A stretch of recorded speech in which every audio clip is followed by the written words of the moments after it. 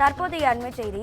தயாநிதி மாறன் தொடர்ந்த அவதூறு வழக்கில் இருந்து தன்னை விடுவிக்க கோரிய மனுவை திரும்ப பெற்றார் அதிமுகவின் பொதுச் செயலாளர் எடப்பாடி பழனிசாமி. இது தொடர்பான கூடுதல் தகவல்களை தருவதற்காக நமது தலைமை செய்தியாளர் சிவா இணைப்பில். சிவா வணக்கம், உங்க விரிவான தகவல்களை சொல்லுங்க.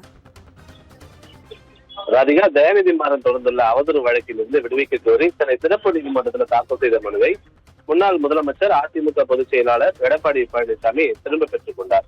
நடந்து முடிந்த மக்களவைத் தேர்தல் பிரச்சாரத்தின் போது மத்திய சென்னை தொகுதி கூட்டணி கட்சி சார்பாக தேமுதிக வேட்பாளர் பார்த்தசாரதி ஆதரித்து பிரச்சாரம் செய்த அதிமுக பொதுச் செயலாளர் எடப்பாடி பழனிசாமி மத்திய சென்னை எம்பியாக இருந்த தயாநிதி மாறன் தொகுதி மேம்பாட்டு நிதியை முறையாக செலவிடவில்லை என்று தேர்தல் பிரச்சாரத்தின் போது தெரிவித்திருந்தார். இந்த பேச்சுக்கு மறுப்பு தெரிவித்த தயாநிதி மாறன் எடப்பாடி பழனிசாமிக்கு எதிராக அவதூறு வழக்கை தாக்கல் செய்திருந்தார்.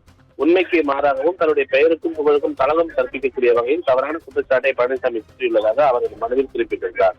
இந்த வழக்கு சென்னை மாவட்ட ஆட்சியர் அலுவலக வளாகத்தில் இருக்கக்கூடிய எம்பி எம்எல்ஏக்கள் மீதான வழக்குகளை விசாரிக்கும் சிறப்பு நீதிமன்றத்தில் நீதிபதி ஜெயவேல் முன்பு கடந்த முறை விசாரணைக்கு வந்தபோது எடப்பாடி பழனிசாமி தரப்பில் ஆஜரான வழக்கறிஞர் வழக்கிலிருந்து விடுவிக்க கோரி மனு தாக்கல் செய்தார். அதற்கு விடுவிக்க கோரிய மனு விசாரணைக்கு உகந்தது அல்ல, வழக்கு எண்ணிடக்கூடாது, எனவே இந்த மனுவை ஏற்கக்கூடாது என தயாநிதி மாறன் தரப்புல ஆஜரான வழக்கறிஞர் விவேகானந்தன் கடுமையாக எதிர்ப்பு தெரிவித்திருந்தார். இந்த நிலையில வழக்கு இன்று மீண்டும் விசாரணைக்கு வந்தபோது எடப்பாடி பழனிசாமி சார்பில் ஆஜரான வழக்கறிஞர் விடுவிக்கக்கூடிய மனுவை திரும்ப பெறுவதாக தெரிவித்தார். அது மட்டுமில்லாமல் இதை ஏற்றுக்கொண்ட நீதிபதி வழக்கினுடைய அடுத்த கட்ட விசாரணையை அடுத்த மாதம் 9ஆம் தேதிக்கு ஒத்தி வைத்திருக்கின்றார். அதிகா,